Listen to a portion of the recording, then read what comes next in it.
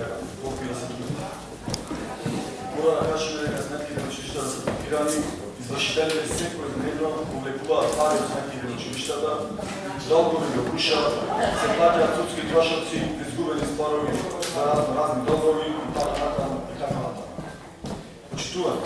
Своевремено опозицијата предупредуваше, прашуваше, сугерираше, предлагаше дека во училиштата има огромни долгови.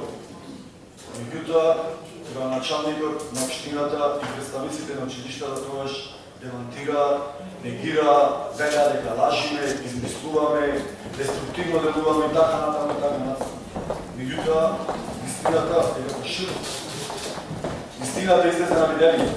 Долговите исплива на површина, долговите исплива на виделие. Почитувани, морам да споменам, медицинското училиште доктор Јован Калози има долг од 19 милиони евра. Таки Даскал 15 милиони евра.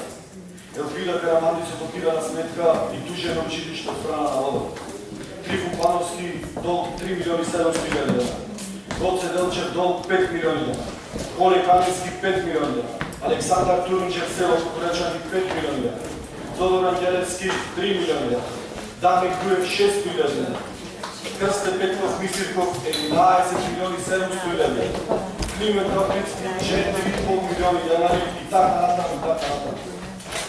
Наистина, за прекоскурачки и страшни. Диагноза за образованието во Битола имаме, господи. Да се нарекува катастрофална економска состојба. Меѓутоа, сега ние мораме да видиме кој е причинителот, кој е изворот или најгрубо кажано, кој е виновникот за оваа состојба. Почитувани директори на училиштата, средни и основни, најдобронамерно ви сугерирам да излезете јавно, да посочите, да кажете кој не дава пари за битолското образование. Владата, градоначалникот или дава, меѓутоа не се доволни за да се намират основните потреби на училиштата. Тоа е факт, не има тоа бегање. Тоа мора да го направиме, за да знаеме на кој да му се обратиме. Мора да ја знаеме точната адреса. Откако ќе го посочите виновникот, грубо кажано, повторно кажете. Мора да изготвите санационална програма. И таа санационална програма да ја доставите до најповиканите во овој момент, а тоа е владата на Република Македонија и градоначалникот.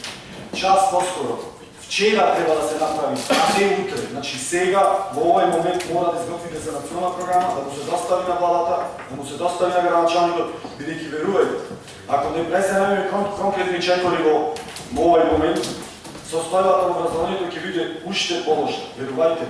Тогаш ни санационална програма нема да поможи и се плашам дека ќе дојдеме во ситуација да мора да организираме и донаторска конференција за училиштата и за битолското образование.